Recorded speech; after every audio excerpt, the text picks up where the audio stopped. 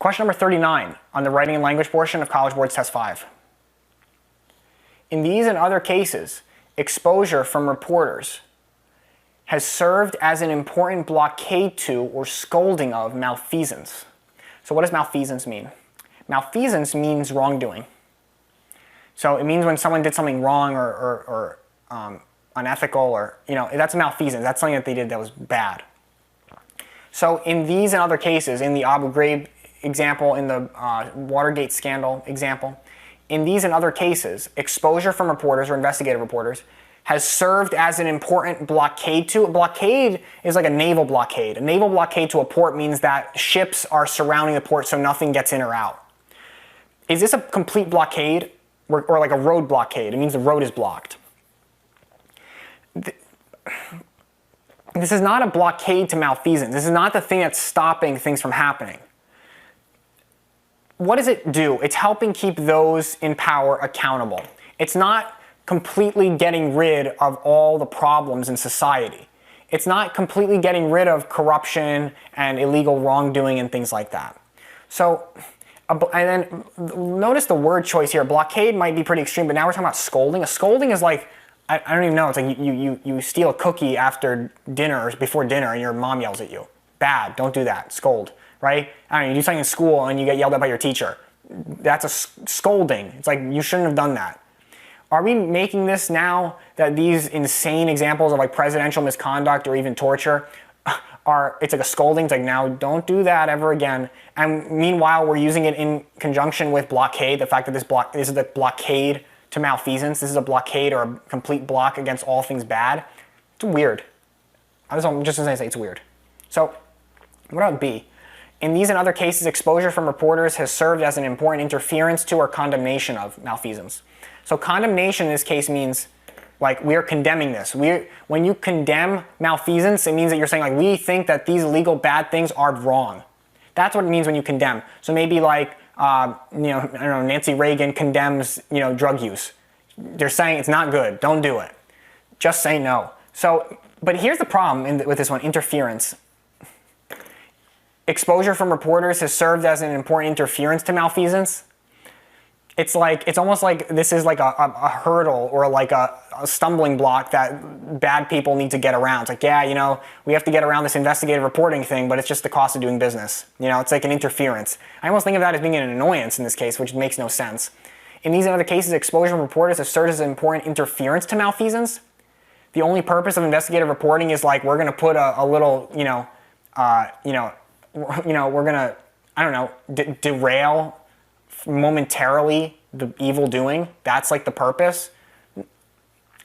Weird. So maybe combination is good, but interference, it's an interference to malfeasance. You almost say like, interference. It's almost like when someone does something with the intent to kind of stall you. You interfere. It's like you get in the way of. It's, someone getting in the way of someone else doing something. It's a la Scooby-Doo. I don't like it. In these and other cases, exposure from reporters has served as an important drag-on or reproof of.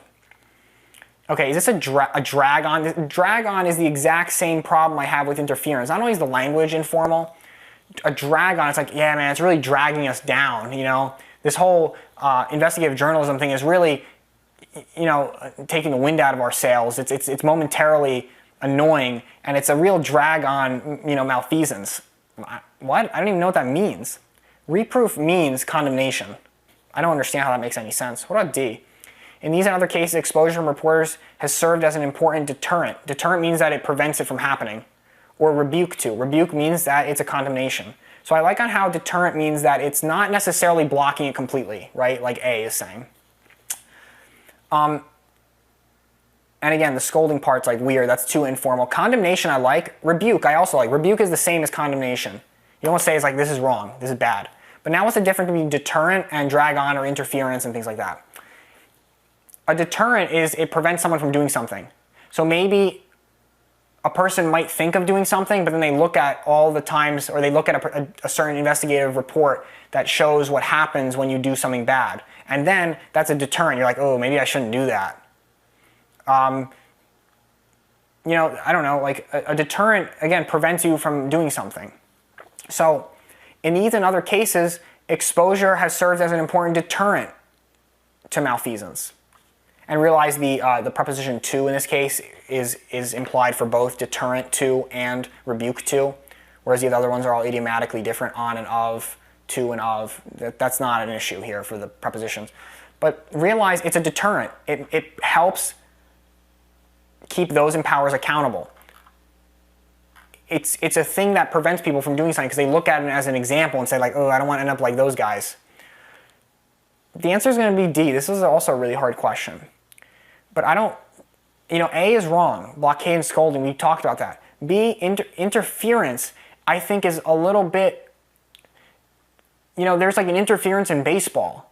It's when, I don't know, the catcher gets in the way of the swing. That's an interference. It kind of like, it's like a stumbling block. It's like, hey, you prevented something from happening and you caused a slight change in the way that we went about doing it. But a deterrent means that you prevent it from happening.